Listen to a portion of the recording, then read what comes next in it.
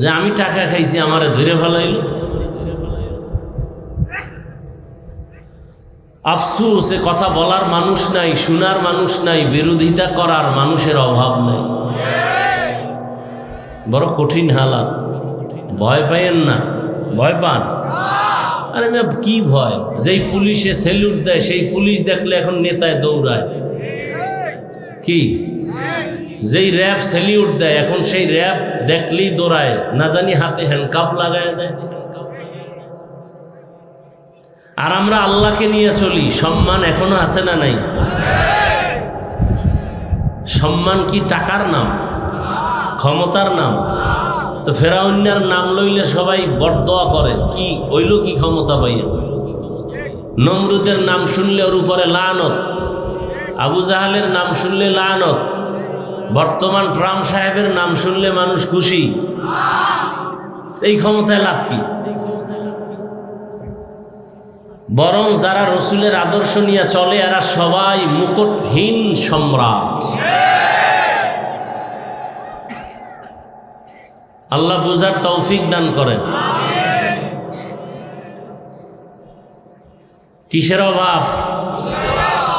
আমনের বুঝ কি? দাড়ি কাটলেই শান্তি। আমার বুঝ দাড়ি কাটলেই অশান্তি। আপনার বুঝ বেপরদার আড্ডায় গেলেই শান্তি, টাকা পাবো, বাড়ি পাবো, ক্ষমতার চেয়ার পাবো। আমাদের বুঝ কি? পর্দা করলেই শান্তি।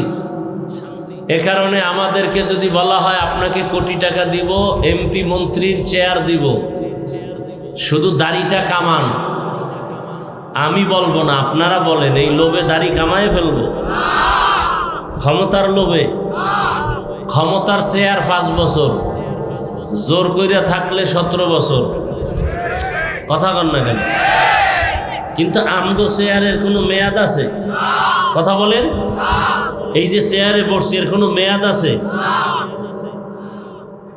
বুঝেন, বুঝার দরকার। শুনেন না, বুঝেন। তো আপনারা জানেন মিথ্যা বলা কি? এই তো জানেন। গালি দেওয়া কি? বলেন তো জানেন।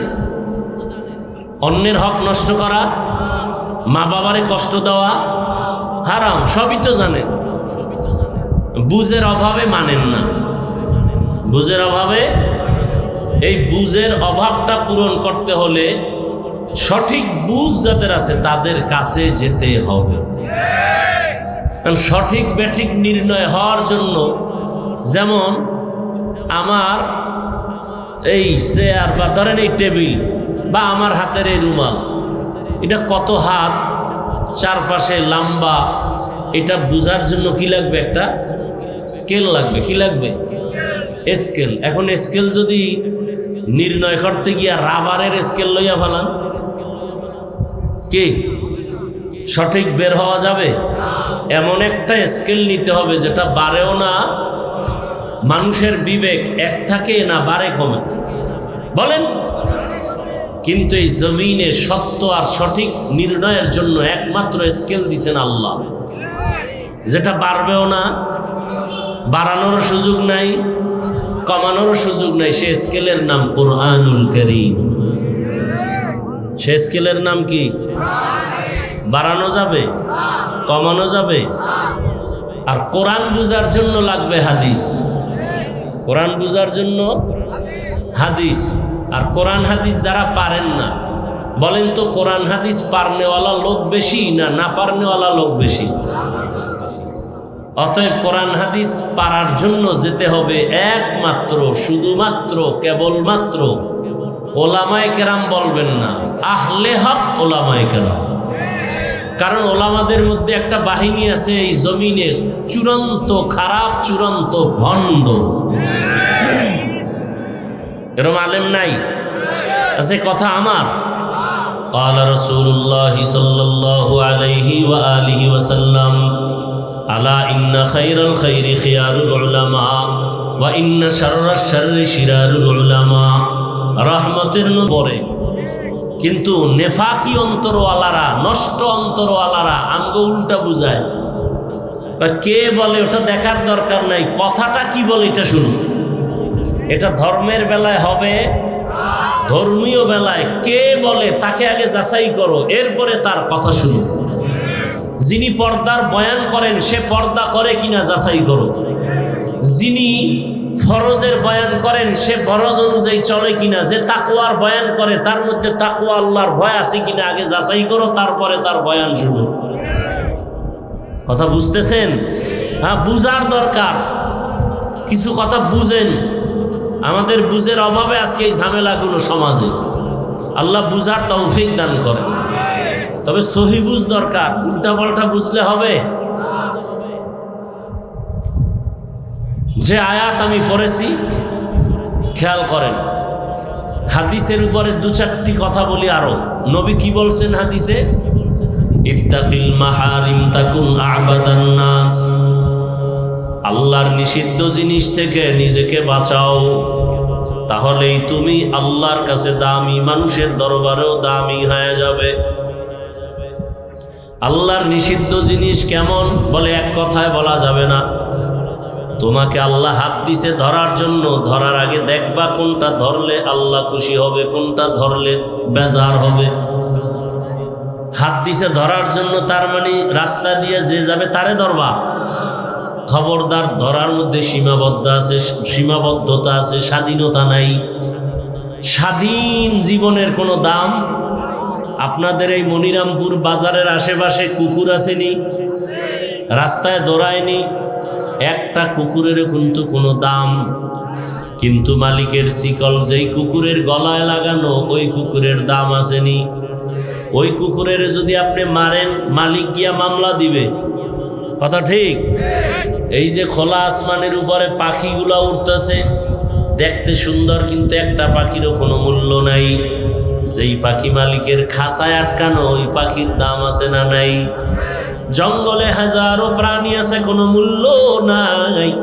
চিড়িয়াখানার মধ্যে যেই খাঁচায় আটকানো প্রাণী আছে, বাঘ আছে, ভল্লুক আছে, ওগুলো দেখতে টাকা লাগে।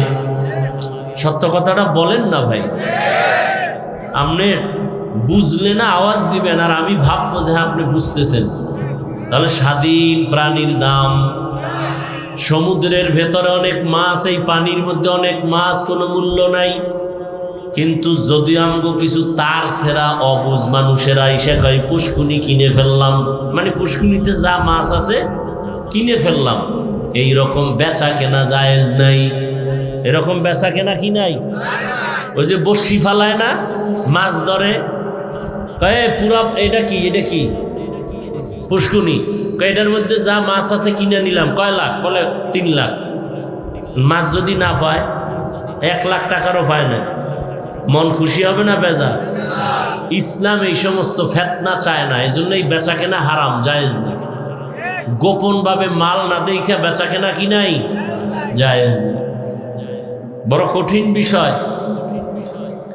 তাহলে এই পুষ্কুনিতে যত মাছ আছে এগুলোর মূল্য নাই, কিন্তু জালের মধ্যে আটকা পড়লে বাজারে গেলে দাম আছে না নাই?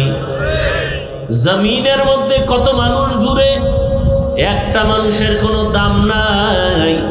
কিন্তু যেই মানুষ কালেমার রশি গলায় লাগাইয়া চলে, ওই মানুষের দাম। ঠিক নেই? গর্বসুরত আদমি ইনসাবুদে अहमद बू जहलो हामे के साबुदे आदमीरा आदमीयत लाज़िमास उदे रागर बूना बाशुद ही ज़मात आदमीयत लहमो शहमो पुश्ते नीस आदमीयत जुजरे जाए दोस्ते नीस। সর্বাঙ্গে ঘা। কয় হাফিজ ভাই বয়ান করবেন, আবার এই ফার্সি টার্সি না পড়লে হয় না? বলে না? বলে না? এগুলো বললে লাভ কি? এলাকার এই বয়ানের শ্রোতারা কি ফার্সি বুঝেনি? একটা ইনজেকশন দেয় না? দেয় না? দেখতে নারী, চলন বাঁকা। যে হাফিজুর রহমান সাহেবের নাম শুনলি এক দলের কলিজা ভরায়। কি আছে না নাই? এখন কেমনে দোষ ধরবে? কয় ফার্সি না বললে হয় না, মানুষে বুঝে। তা আমি যে আরবি বলি এও তো এখানে 3 ভাগের 2 ভাগে বুঝে না, তাহলে কোরআনের আয়াত পড়াও বাদ দিয়ে দেই। অনেক বক্তা ইংরেজি কয়, শ্রোতারা সবাই ইংরেজি বুঝে।